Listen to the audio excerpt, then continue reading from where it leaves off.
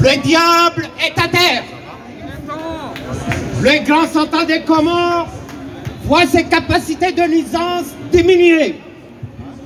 Le colonel putschiste Assoumani Azali voit ses pouvoirs de discorde et de sorcellerie affaiblis.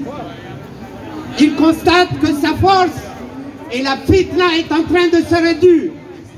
Il ne voit aucun issue et ses soutiens commencent à l'abandonner. Dans ses manœuvres de survie, il est en train de chercher des ruses pour gagner du temps.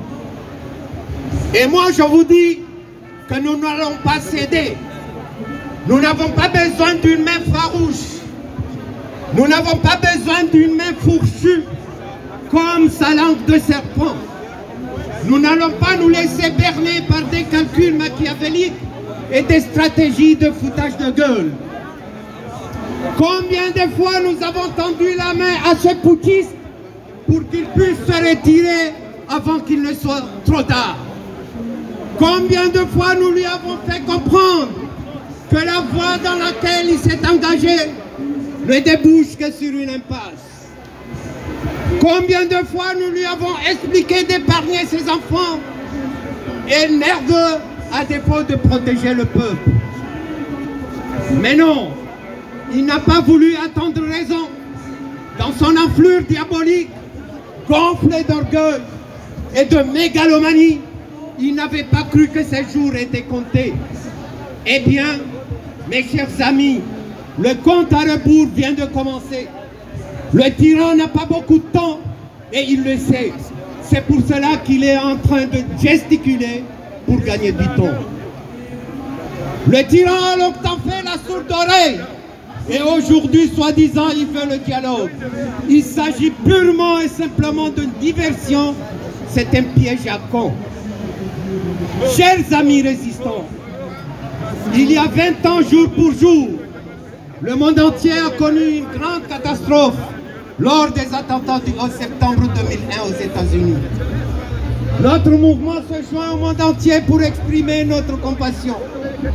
Mes chers amis, il y a un peu plus de 36 mois que le peuple comorien dans son ensemble a connu une catastrophe lourde de conséquences terribles qui sont encore visibles jusqu'à aujourd'hui lors de la dissolution illégale et anticonstitutionnelle de la Cour constitutionnelle dans notre pays. Ce jour-là, la République a été enterrée et depuis avril 2018, le chaos s'est installé dans notre pays.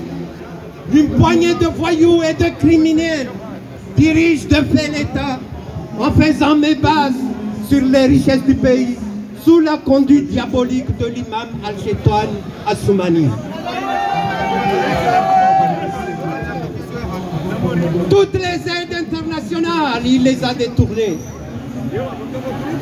Vous avez tous compris que Assoumani Azali n'est là que pour s'enrichir. Pendant qu'il fait semblant de demander un dialogue d'une main, il continue à torturer et assassiner avec l'autre main.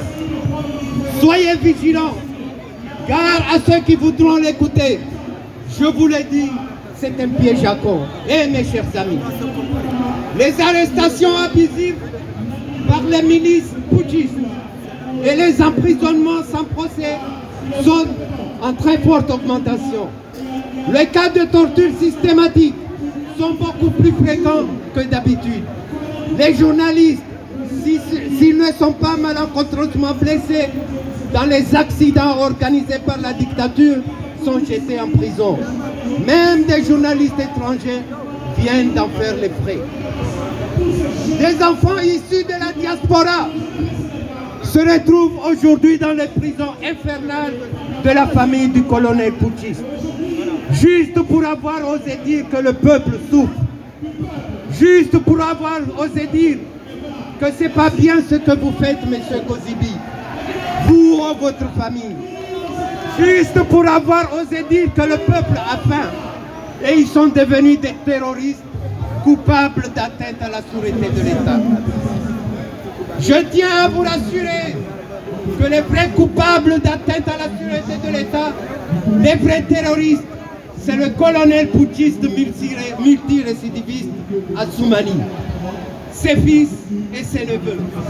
C'est Cheikh Salim, président de la Cour suprême, et tous les conseillers à cette cour. C'est Youssouf Djihad qui n'a de courage que sa capacité à assassiner en cachette et à voler les caisses de l'armée. Ce sont tous les magistrats, les ministres, les officiers, les députés nommés par ce psychopathe.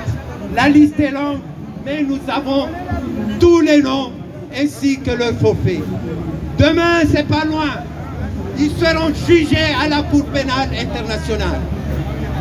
Chers amis, permettez-moi de lancer un appel solennel à tous les citoyens, ainsi qu'à toute personne éprise de paix, de liberté, de démocratie et de compassion, de venir se joindre à nous pour contester